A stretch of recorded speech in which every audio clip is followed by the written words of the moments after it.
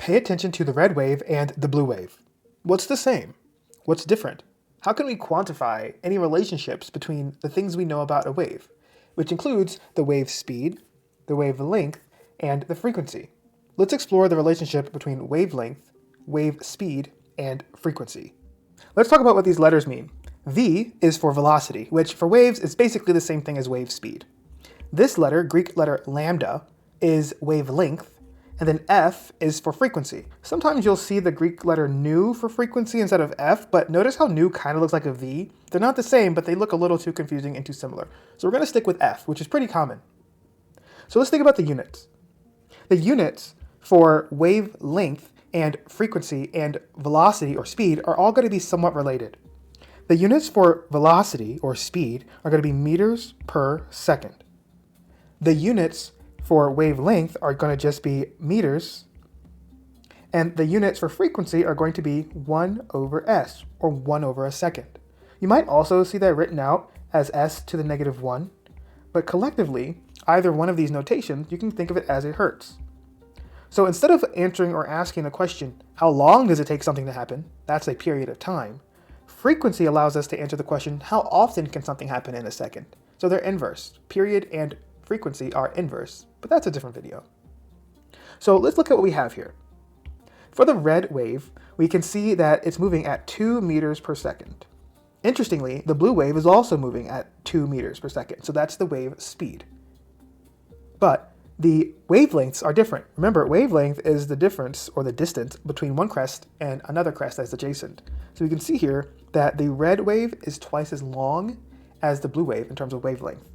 We have a 2.8 meters for the red wave, but just 1.4 meters for the blue wave. That's going to affect the frequency. And that's really important that you understand that there is a relationship between wavelength and frequency. But we aren't explicitly told the frequency from this diagram. We have to calculate the frequency, and then we're going to use this equation. The equation is that wave speed is equal to lambda, which is the wavelength, times frequency. Now, if we double check our units, this makes sense. Meters per second is equal to meters times an inverse second. So that's where the units come from, and that's why they make sense. This equation will help us calculate the frequency, so long as, of course, we solve for F. So let's use algebra to solve for F. To do that, I would divide both sides by the wavelength, and that gives me that the frequency is equal to the speed divided by the wavelength. And to double check, we do know the speed and the wavelength for each one.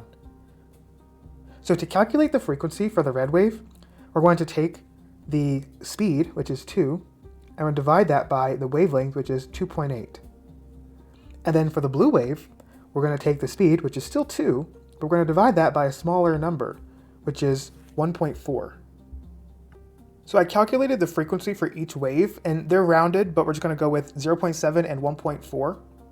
Notice how there is a relationship here.